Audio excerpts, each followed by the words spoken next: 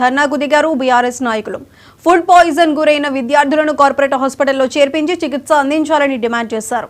మెరుగైన వైద్యం అందించాలని జిల్లా కలెక్టర్తో వాగ్వాదానికి దిగారు బీఆర్ఎస్ నేతలు.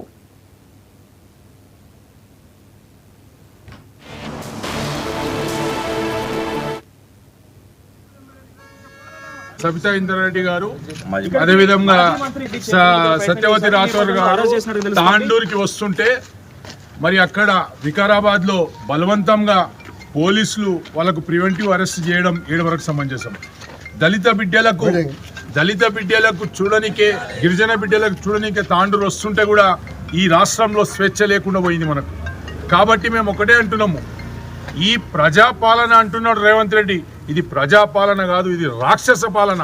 కాబట్టి మేము ఒకటే చెప్తున్నాం, ఈరోజు మా నాయకులను అడ్డుకోవడం ఏడు వరకు సమంజసం. వచ్చి కనీసం మా పిల్లలకు చూడనికే కూడా మాకు అవకాశం ఇయ్యరు, తల్లిదండ్రులకు అవకాశం ఇయ్యరు, మీడియా సోదరులకు అవకాశం ఇయ్యరు, ఎవ్వరికి లోపలికి కొనిస్తలేరు. ఓన్లీ కలెక్టర్ గారు మరి పోలీసులు ఒక దౌర్జన్యమే నడుస్తుంది ఇక్కడ.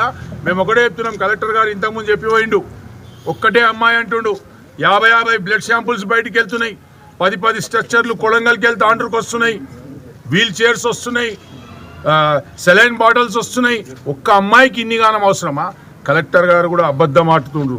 మేము కళాఖండిగా చెప్తున్నాం, కలెక్టర్ గారు మీరు ప్రజల సేవ చేయనీకున్నారు కానీ మీరు ప్రభుత్వాన్ని, నాయకులను కాపాడే వ్యక్తి గారు.